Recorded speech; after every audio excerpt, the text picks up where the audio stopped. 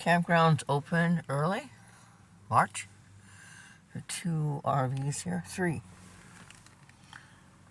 RVs here. The one in Quasqueton's open too, and you're sitting right on the river. You're sitting right on the river here. This is Independence.